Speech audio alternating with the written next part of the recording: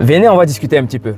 Je pense qu'il est important de temps en temps de faire quelques petits échanges comme ça, de façon non préparée. Et moi, j'aime pas trop préparer mes vidéos parce que c'est comme ça que ça fonctionne avec moi. Et je pense que ça a plus de sens parce qu'on se parle de cœur à cœur. Et c'est beaucoup plus sincère, car la sincérité doit être une chose que nous devons tous avoir. Vous voyez, lorsque vous prenez votre GPS et que vous mettez une adresse là-dedans, le GPS va vous proposer un trajet. Et le trajet, si vous commencez à le prendre, au fil du temps que vous avancez, vous allez peut-être avoir un accident sur la route. Pas vous, mais s'il y a un accident sur la route, qu'est-ce que le GPS va faire? Il y a un accident sur la route est barrée, le GPS va recalculer l'itinéraire pour vous proposer une autre alternative. Vous-même, lorsque vous êtes dans une rue par exemple et que vous foncez tout droit, à un moment donné, vous allez arriver au bout de la rue. Il y a un mur qui va vous empêcher d'avancer. Qu'est-ce que vous faites?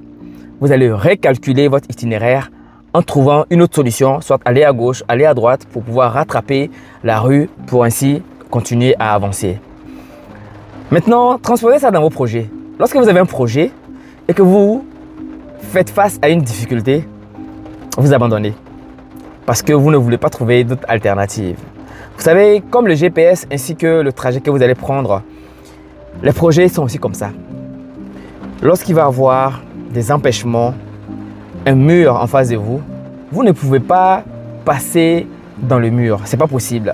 Sauf si, effectivement, vous avez assez de force et assez d'énergie pour détruire le mur qui vous fait face. Parce que parfois aussi, il faut appliquer les méthodes fortes aussi pour pouvoir passer outre le mur. Soit vous allez enjamber le mur ou bien vous allez trouver un autre itinéraire pour pouvoir éviter ce mur-là. Et donc, il faut que ce comportement que nous avons dans notre quotidien, de trouver des solutions lorsqu'on est confronté à des difficultés, de les transposer dans tout ce que nous allons faire lorsqu'on a envie d'entreprendre. Et quand j'ai d'entreprendre, ce n'est pas forcément l'entrepreneuriat. L'entrepreneuriat, c'est la volonté de commencer une nouvelle chose productive. Donc, ça peut être dans le comportemental, ça peut être dans le quotidien, ça peut être dans le terme business aussi. Après, oui, l'entrepreneuriat est beaucoup lié au business. Voilà, parce que entreprendre quelque chose, ça veut dire faire quelque chose, tout simplement. Et donc, lorsque vous êtes dans ce rythme-là, il faut être dans la posture de celui qui cherche des solutions. Lorsque je suis bloqué parce qu'il y a un mur en face de moi, soit je trouve une alternative en faisant un recalcul de mon itinéraire, de mon plan, ou bien je fonce dans le mur en enjambant ce mur-là s'il n'est pas évidemment très haut. Ou bien vous détruisez tout simplement le mur pour pouvoir passer de l'autre côté. C'est le message que je voulais partager avec vous aujourd'hui. N'ayez pas peur d'affronter certaines difficultés et surtout, lorsque vous êtes en face d'un mur, qu'est-ce qui se passe? Votre champ de vision est limité parce qu'il y a le mur devant vous. Ce qui peut être important aussi de voir, c'est de reculer. Reculer ne serait-ce que de 50, 100 mètres pour voir les différentes possibilités qui peuvent s'offrir à vous. Parce que lorsque vous êtes en face d'un mur, vous êtes à 1 mètre du mur, votre champ de vision est assez limité. Et c'est la même chose dans un projet. Lorsque vous êtes plongé dans un projet et vous commencez à rencontrer des difficultés, vous n'avez pas d'autre champ de vision. Vous êtes limité dans le temps. Et c'est là où on va commencer à prendre des conseils auprès des mauvaises personnes. On va commencer à prendre des mauvaises décisions qui vont impacter négativement notre projet. Ce qui est intéressant de faire souvent, c'est de reculer. Reculer, accepter la défaite parfois. Le recul n'est pas une défaite. C'est juste une façon en fait de prendre un souffle, un élan pour mieux revenir avec beaucoup plus d'énergie et beaucoup plus de force.